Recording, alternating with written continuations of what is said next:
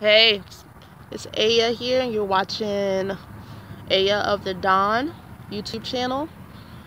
Mars in the 12th house. Here we are again. How are you doing? I love talking about Mars in the 12th house because you can't find that much information out there about it.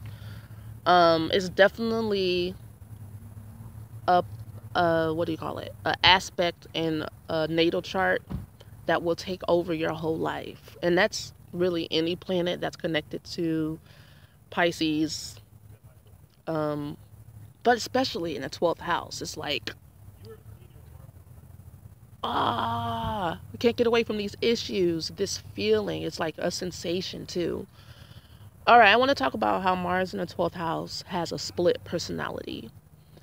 And the thought came to me that what has gone underground is your ego. Your ego is buried in your subconscious mind.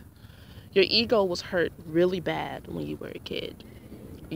I've talked about it before. You weren't allowed to sprout up the way you needed to in your development.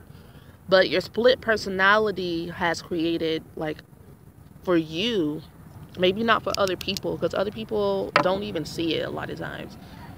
You are stuck between, should I listen to what I actually want to do, want to say, who I really am, or should I listen to the voice that tells me, don't make a move, ever, don't say anything, ever, sit down, shut up, be still, be quiet. That is the voice of your inner child talking from your upbringing. You should not listen to that voice.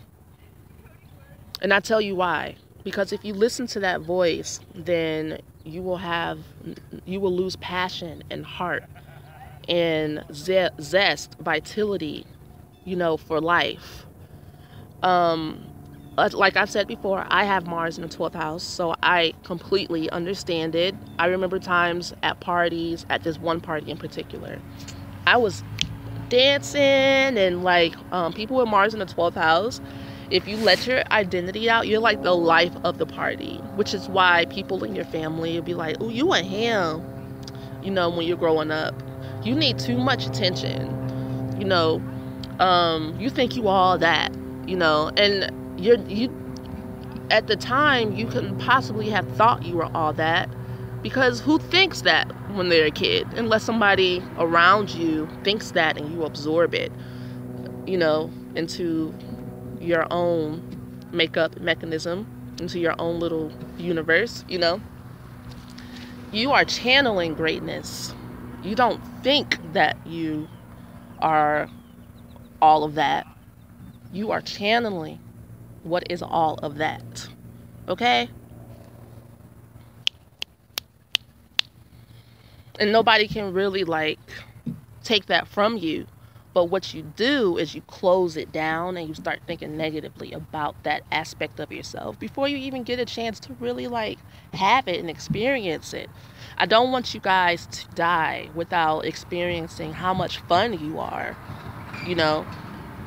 When you have fun, like I was telling you at this party I was at, it was like a beatnik party. I was hanging out with these people and they were like a bunch of real life beatniks today. I love my life. I end up in the most weirdest, awesomest places. But I was we were dancing to Prince and Michael Jackson. My choice. I put that on Pandora. And all of a sudden, it hit me that I was like, oh no, I'm having a great time. But at that time in my development, in my healing process, I didn't know what was happening to me. And I actually laid down and put the covers over me and I covered my head.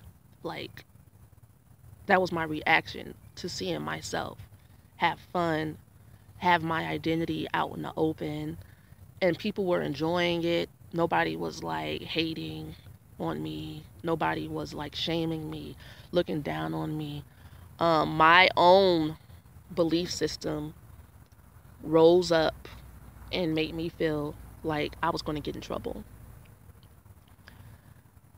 Nowadays, when I have a victory, because Mars is about winning, everybody wants to win. win their battles in life, you know, your personal victories. It's not necessarily winning over other people, but an immature person will take it like that.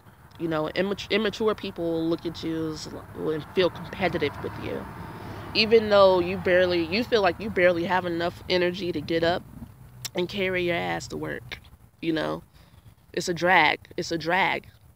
It's all been a big drag ever since the day you decided that you were just going to surrender and let other people dictate to you how you should act, how you should be in life, what part of your identity is useful to show in the world, and what part of your identity do you just keep hidden.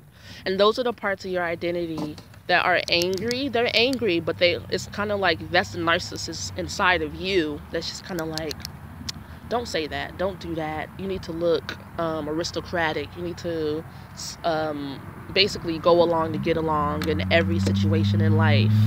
No, stop doing that. And when you find yourself having a victory, do another one. That's what I've been doing lately.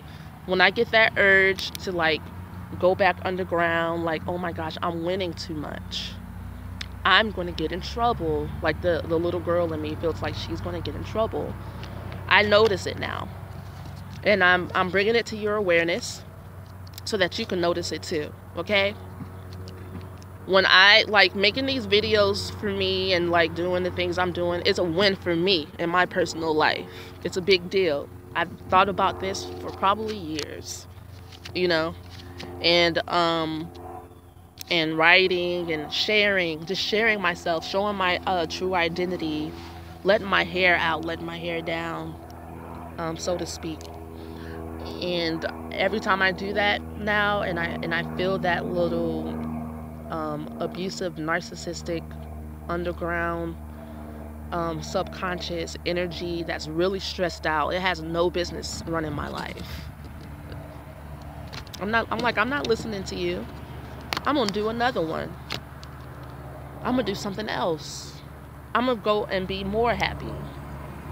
You know, that's how you shut that energy down, and that's how you integrate your split personality. I hope you guys have a lovely, lovely day. It's a beautiful sunny day in Georgia. I'm going to enjoy it. They say the cold front is coming on Tuesday, but we'll be all right, won't we? Talk to you later. Peace. Bye.